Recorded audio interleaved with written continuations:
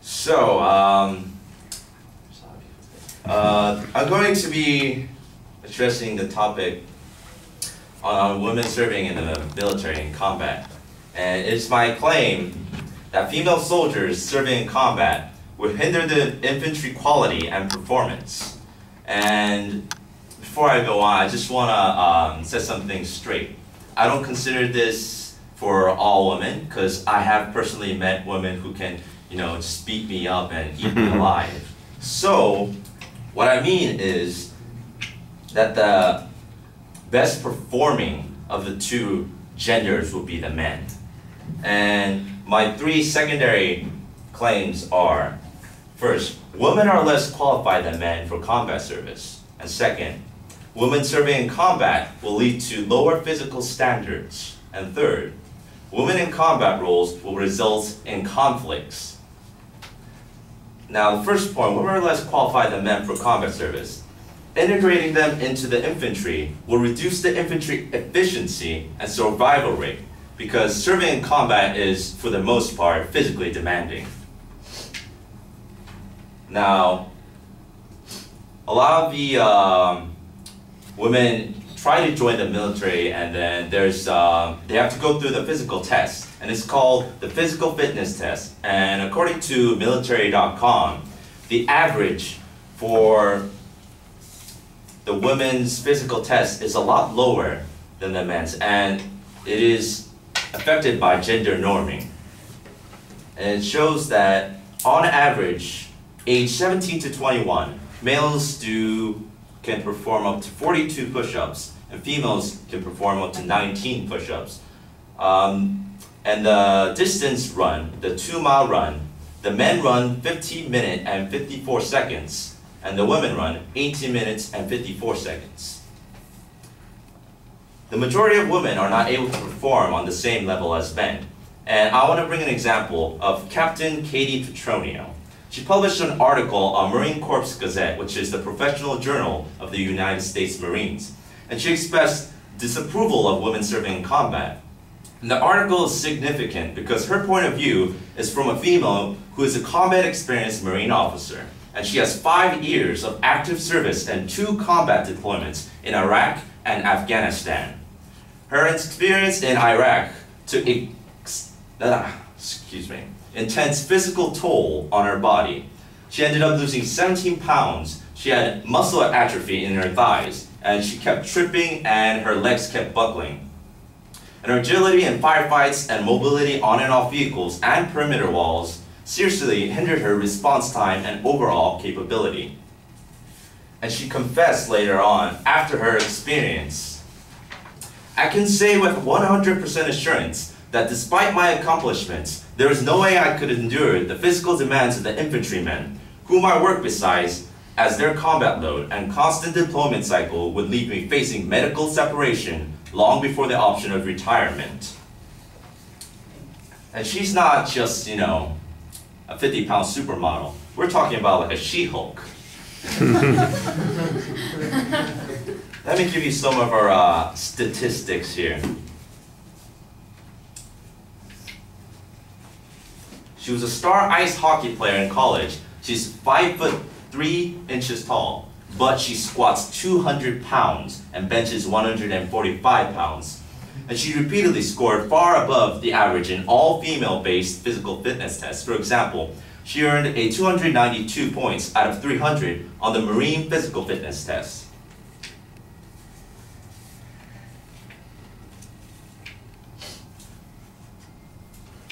One moment. So all in all, Captain Petronio's experience shows that even the most qualified of women cannot perform on the same level as men, and the statistics of women's performance on the physical fitness test displays the distinct physical difference between men and women. These two examples reinforce my first secondary claim that women are less qualified than men for combat service.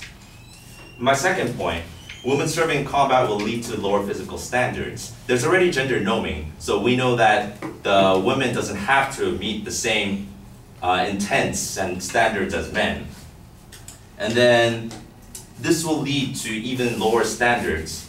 As in a joint press conference with Secretary of Defense Leon Panetta, Army General Martin Dempsey told NBC reporter Jim Miklasvak, if we do decide that a particular standard is so high that a woman couldn't make it, the burden is now on the service to come back and explain to the Secretary, why is it that high? Does it really have to be that high?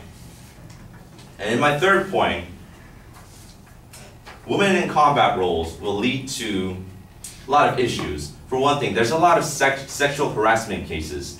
The men have raging hormones and they just cannot keep themselves away from women. And if we further incorporate and integrate the women into combat roles, what would happen is that the men would be, not all men of course, but many men would be distracted and there would be a reduced combat readiness in our soldiers. So overall, those are my 3 points, and yeah, I'm done.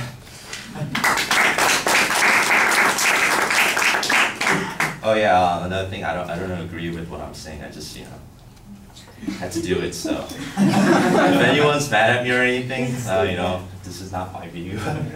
Good statement. Good statement.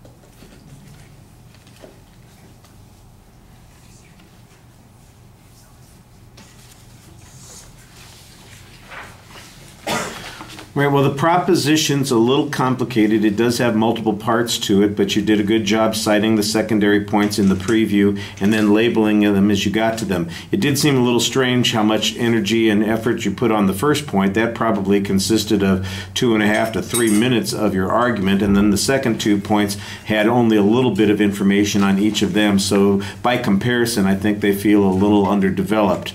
Like I said, the signposting was pretty clear there. I thought you did a nice job building up the example that you used on the first point as an illustration of your point, suggesting that it is going to be truly representative because this is an officer who would seem to meet all of the qualifications, still testifying. This is an example of what we would call reluctant testimony, seeming to speak contrary to the position that would naturally be the one that she would assume. So I thought that was a good example that you developed. Some of the statistical information was a little bit, it needs to be explained. For instance, the fact that there's a difference in how long they ran or how many push-ups they did. Why does that matter? I think there has to be some more explanation on those points, because later on you even cite the quote from the one general when he's at the press conference with Panetta, talking about, so if we have these differences and they are consistent and it's a standard, we now need to figure out why it's a standard. And that was my question. Why is it a standard that you can do X number of push-ups? There's got to be a reason for that, and I'm not sure that that's explained as clearly as it could be. I thought you did a good job citing the sources in your presentation. I thought that you were doing a good job making the argument. I do think that you undermine your credibility with the exit line. Can you imagine if the defense attorney in a criminal case said, I'm sorry, my guy's guilty as hell, I just did the best I could. Yeah. I mean, you got to keep your composure a little bit there. That's not really part of the argument, and I don't think anybody's taking what you're saying like you hate women. I mean, you couched it all in very reasonable terms, so I don't think you have anything to apologize for. All right, thank you.